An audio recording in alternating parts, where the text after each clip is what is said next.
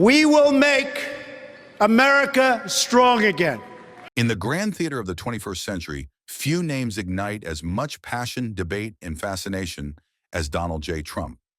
To some, he stands as a bold symbol of audacity, wealth, and unshakable confidence.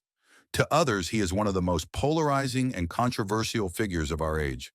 But beyond the headlines, the scandals, and the glittering towers that bear his name, there lies a story far more human, far more modest than the world might imagine. Picture this: a boy growing up in Queens, New York, a working-class borough defined not by glamour, but by grit. His childhood was not surrounded by gold-plated walls or lavish privilege, but by the hard lessons of discipline, toughness, and survival. That boy would rise to become a billionaire real estate mogul, a global television personality, and ultimately the 45th President of the United States. How does such a transformation happen? What struggles, ambitions, and defining experiences shape a person into someone capable of shaking the political foundations of the most powerful nation on earth? And perhaps most importantly, what inner fire drives a man to never stop fighting, never stop building, and never stop chasing the impossible? This is the story of Donald Trump, from the streets of Queens to the pinnacle of American power. Before we dive into this captivating story, don't forget to hit that subscribe button and turn on the notification bell. That way you won't miss any of our exclusive stories about power, wealth, and the hidden truths behind the world's most talked about figures.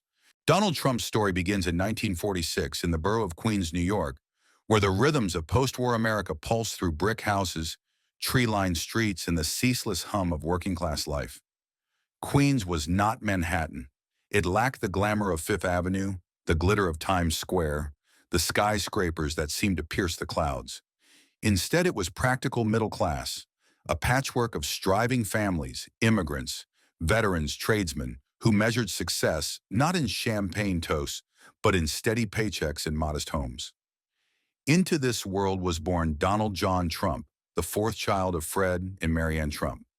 His father was already a prosperous developer, a man of order, discipline, and relentless ambition. His mother, a Scottish immigrant, brought warmth and faith into the household, though her gentleness was often eclipsed by Fred's stern authority. Together, they formed a household where comfort and opportunity coexisted with high expectations and unyielding rules.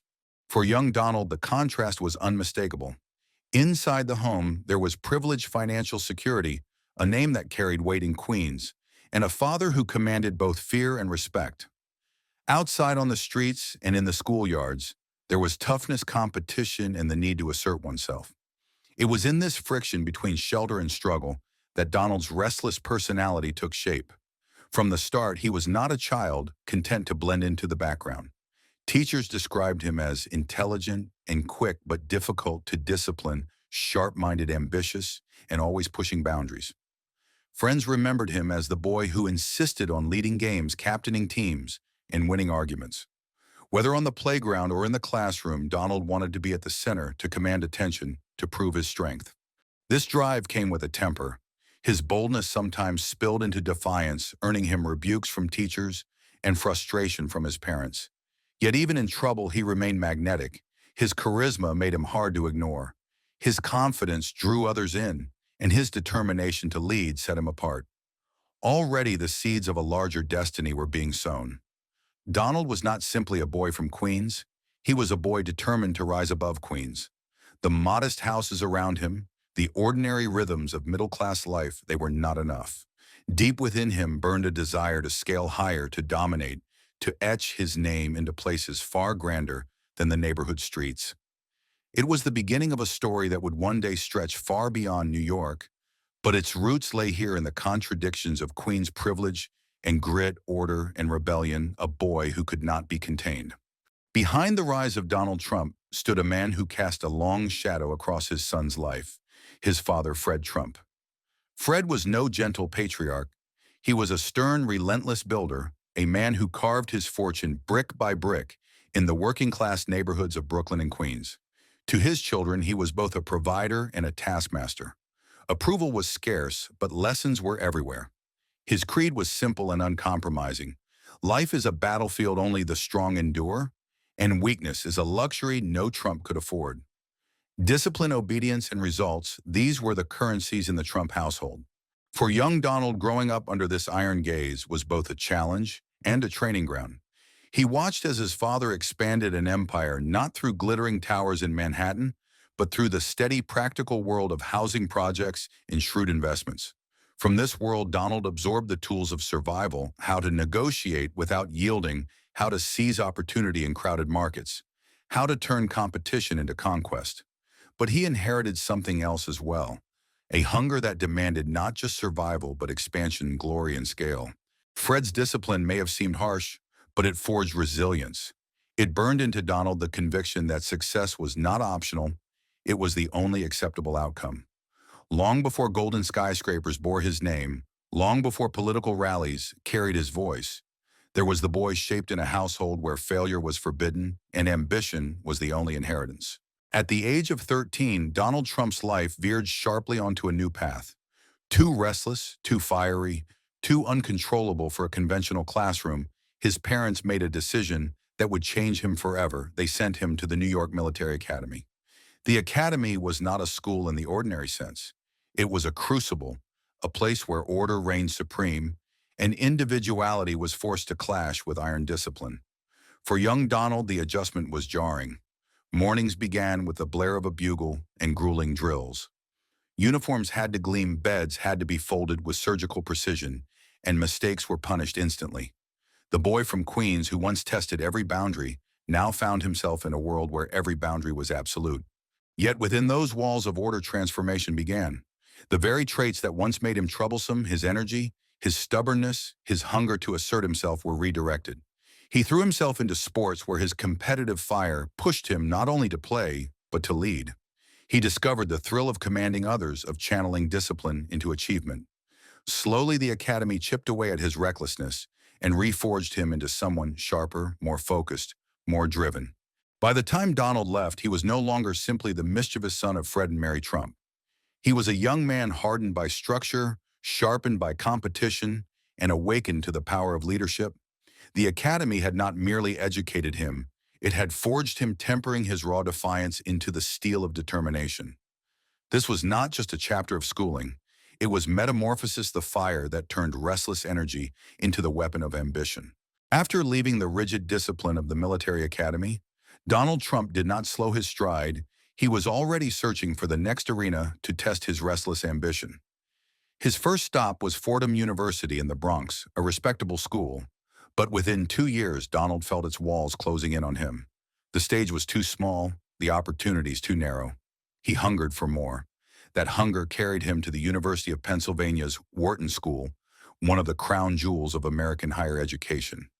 Here, in classrooms filled with the sons of bankers, executives, and future moguls, Donald immersed himself in the science of money, finance, economic strategy.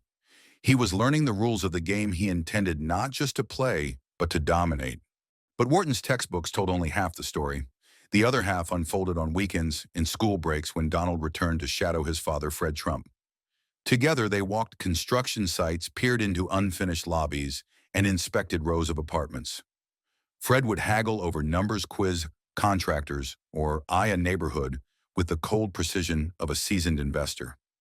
Donald listened, watched, absorbed.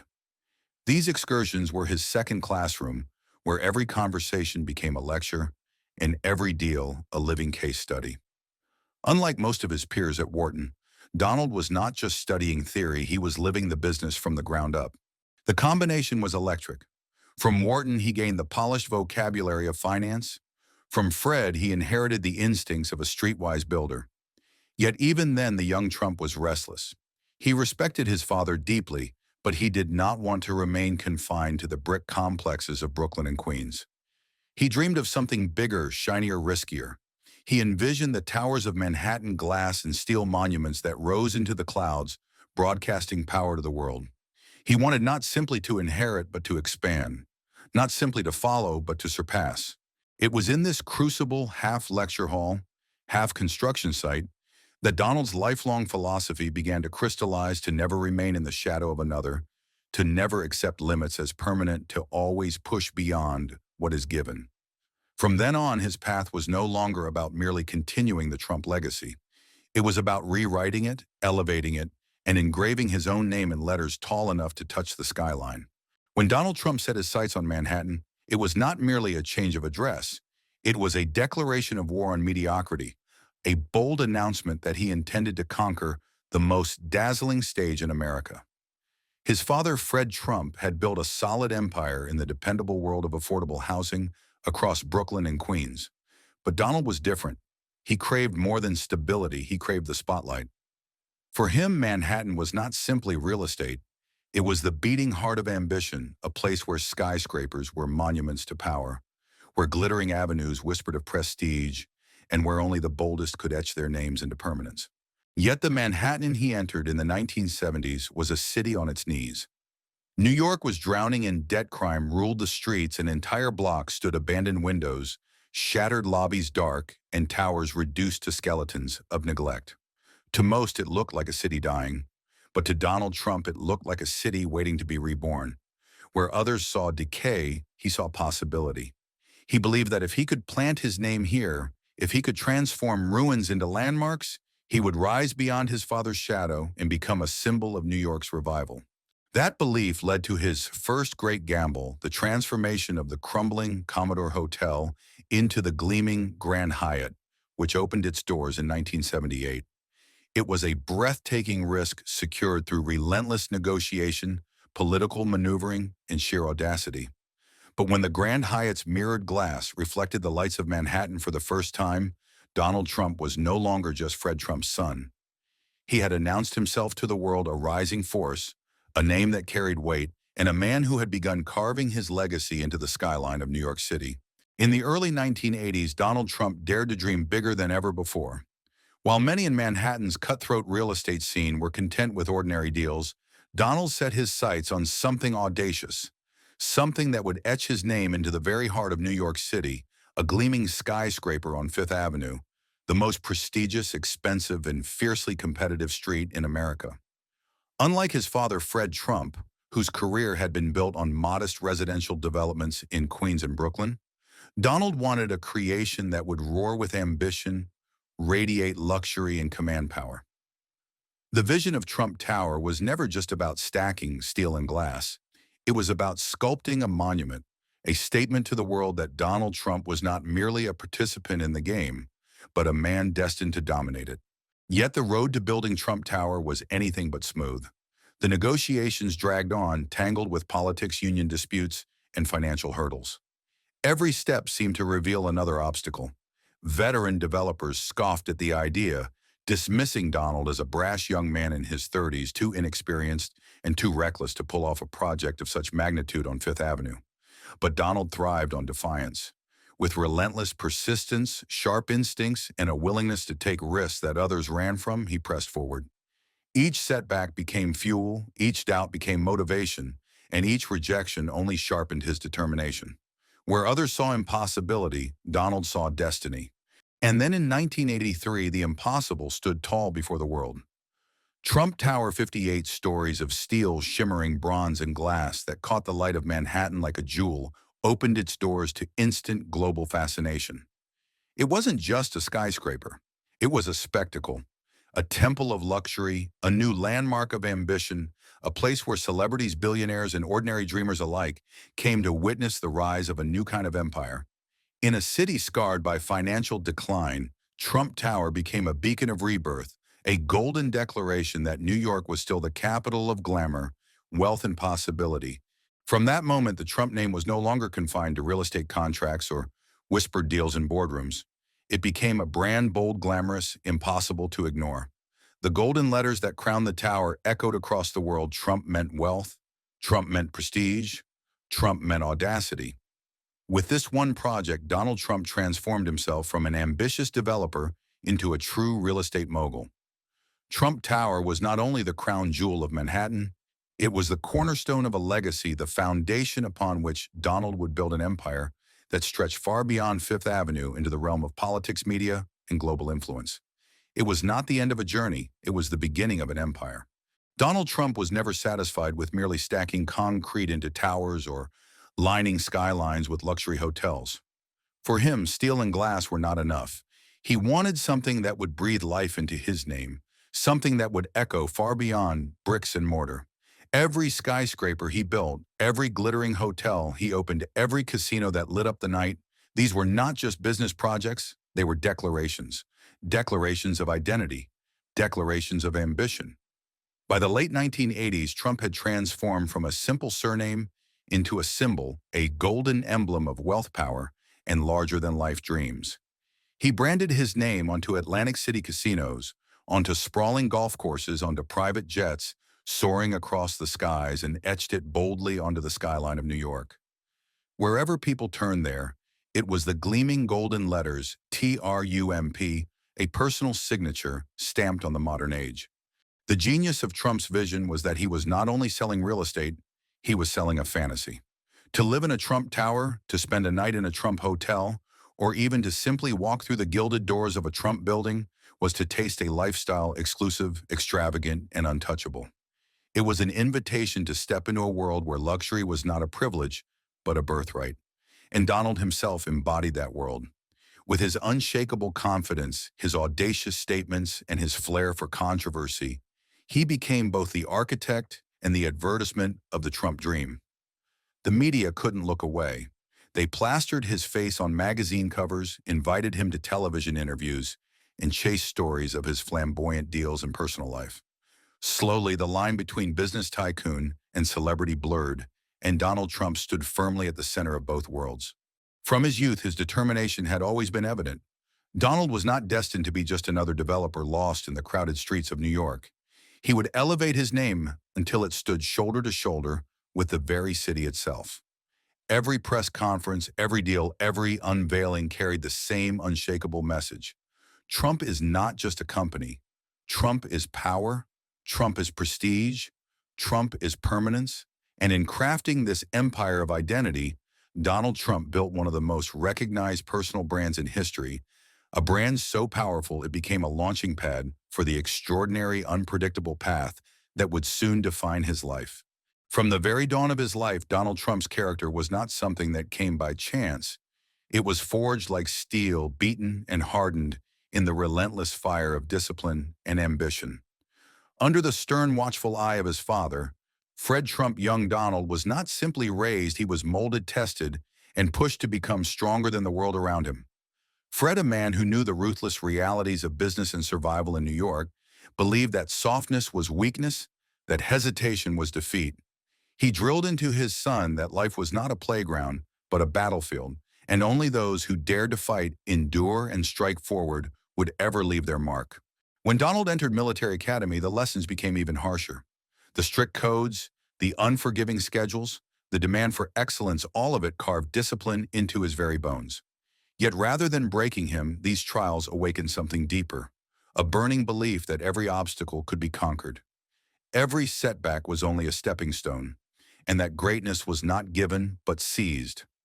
These were not simply lessons in academics or order, they were lessons in survival. He learned to stand tall even when storms raged, to refuse surrender, even when defeat seemed certain, and to take one more daring step when others retreated. Fred had instilled in Donald a daring philosophy that risk was not a monster to be avoided, but a weapon to be wielded. Playing safe would never build empires, but embracing the unknown could change the world. Donald absorbed this creed like oxygen. To him, compromise was often a disguised weakness, a retreat from destiny. He would rather fight, clash, and roar his way forward than quietly fade into the background. Every challenge became his arena, every critic became fuel, every failure became a spark for a greater comeback.